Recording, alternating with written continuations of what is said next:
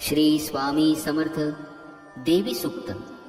नमो देवे महादेवे शिवाय सततं नमः।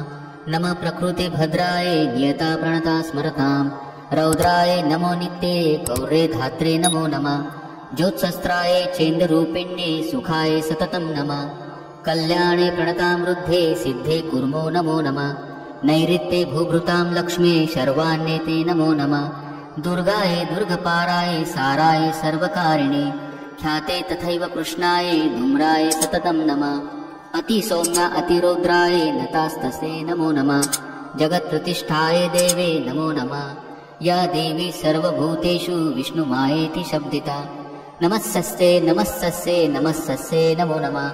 या देवी सर्वभूतेषु चैतन्यभिधीयते नमस्सस्ये नमस्सस्ये नमस्सस्ये नमो नमः।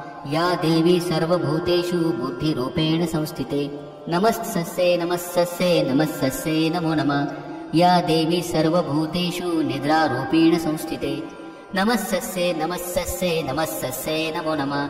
या देवी सर्वभूतेषु क्षुधारूपेण संस्थिता नमस्सस्ये नमस्सस्ये नमस्सस्ये नमो नमः। या देवी सर्वभूतेषु छायारूपेण संस्थिता नमस्सस्ये नमस्सस्ये नमस्सस्ये नमो नमः। या देवी सर्वभूतेषु शक्तिरूपेण संस्थिता नमस्सस्ये नमस्सस्ये नमस्सस्ये नमो नमः। या देवी सर्वभूतेषु तृष्णारूपेण संस्थिता नमस्सस्ये नमस्सस्ये नमस्सस्ये नमो नमः। या देवी सर्वभूतेषु क्षान्तिरूपेण संस्थिता नमस्सस्ये नमस्सस्ये नमस्सस्ये नमो नमः। या देवी सर्वभूतेषु लज्जारूपेण संस्थिता नमस्सस्ये नमस्सस्ये नमस्सस्ये नमो नमः। या देवी सर्वभूतेषु शान्तिरूपेण संस्थिता नमस्सस्ये नमस्सस्ये नमस्सस्ये नमो नमः। या देवी सर्वभूतेषु श्रद्धारूपेण संस्थिता नमस्सस्ये नमस्सस्ये नमस्सस्ये नमो नमः। या देवी सर्वभूतेषु कान्तिरूपेण संस्थिता नमस्सस्ये नमस्सस्ये नमस्सस्ये नमो नमः। या देवी सर्वभूतेषु लक्ष्मीरूपेण संस्थिता नमस्सस्ये नमस्सस्ये नमस्सस्ये नमो नमः।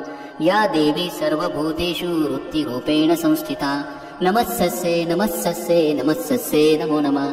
या देवी सर्वभूतेषु स्मृतिरूपेण संस्थिता नमस्सस्ये नमस्सस्ये नमस्सस्ये नमो नमः। या देवी सर्वभूतेषु दयारूपेण संस्थिता नमस्सस्ये नमस्सस्ये नमस्सस्ये नमो नमः। या देवी सर्वभूतेषु तुष्टिरूपेण संस्थिता नमस्सस्ये नमस्सस्ये नमस्सस्ये नमो नमः। या देवी सर्वभूतेषु मातृरूपेण संस्थिता नमस्सस्ये नमस्सस्ये नमस्सस्ये नमो नमः।